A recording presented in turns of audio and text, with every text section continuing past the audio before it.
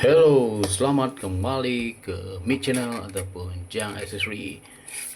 Untuk video kali ini adalah unboxing. Ada satu, bukan, ada dua sebenarnya. Kereta F1. Ada dua kereta F1. Aku beli di Shopee. So kita tengok tim mana untuk kali ini. Tim F1 kereta apa untuk video kali ini. So bungkusan yang cantik dan selamat. Ada dua kereta Formula 1. Kita tengok kereta apa sebenar yang aku beli.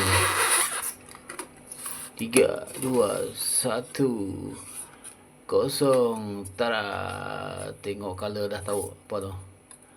Inilah tim Red Bull. Tim Red Bull RB21 Max Verstappen dan Yuki daripada Japan. Okey. Kita yang kedua adalah warna merah. Apa lagi dalam tim F1 yang berwarna merah? Merah adalah tu Ferrari. Lewis Hamilton.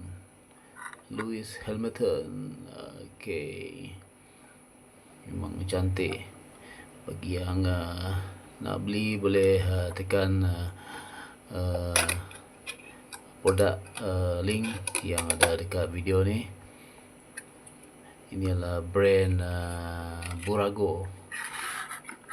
Macam mana nak sebut? Okey.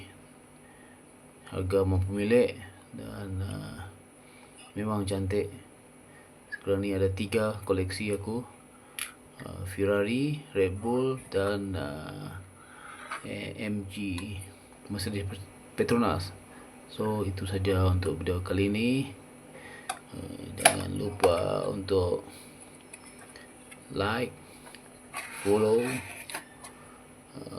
komen dan juga subscribe sama ada di YouTube Mid Channel dan di Facebook Jang Accessory, di TikTok juga Jang Accessory.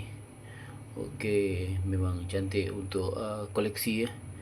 Memang cantik untuk koleksi. Okey, terima kasih. Bye bye.